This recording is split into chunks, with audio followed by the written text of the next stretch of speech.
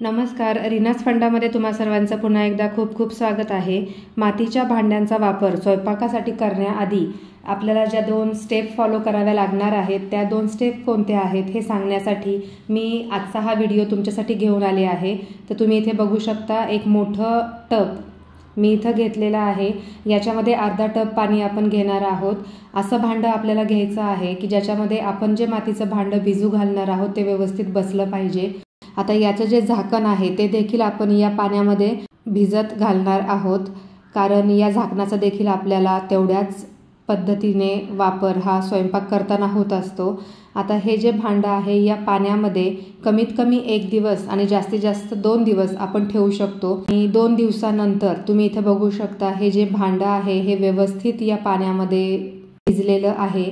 आता हे जे भांडं आहे हे आपल्याला उन्हामध्ये 1 दिवस किंवा 2 दिवस हे सुकवून घ्यायचं आहे। जर तुम्ही कडकडीत उन्हामध्ये हे भांडं ठेवणार असाल तर 1 दिवस देखील वेळ पुरेसा होणार आहे। पण सध्या ऊन हे एवढं बाहेर नसल्या कारणाने 2 दिवस मी हा जो पॉट आहे तो उन्हामध्ये सुकवून घेतलेला आहे। आणि आता तुम्ही इथे बघू शकता या पॉटला किंवा या हंडीला आपलं जे खाण्याचं तेल असतं ते आपल्याला व्यवस्थित असं या भांड्याला लावून घ्यायचं आहे। आतून तेल लावत असताना व्यवस्थितरित्या हे तेल आपण या भांड्याला लावून घेणार आहोत।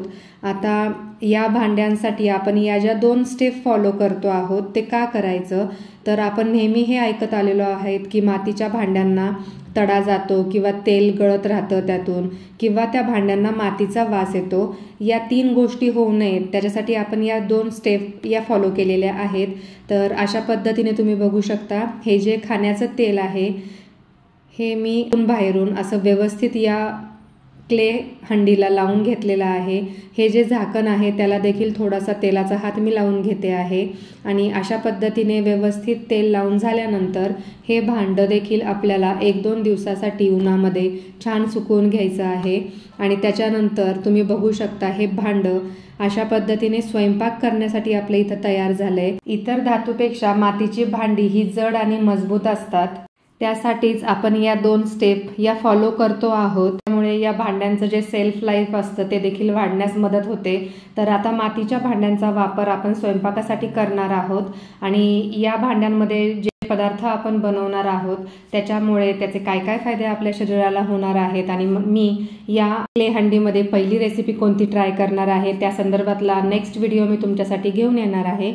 चला तर मग आता आपण भेटूयात नेक्स्ट व्हिडिओमध्ये। तोपर्यंत धन्यवाद।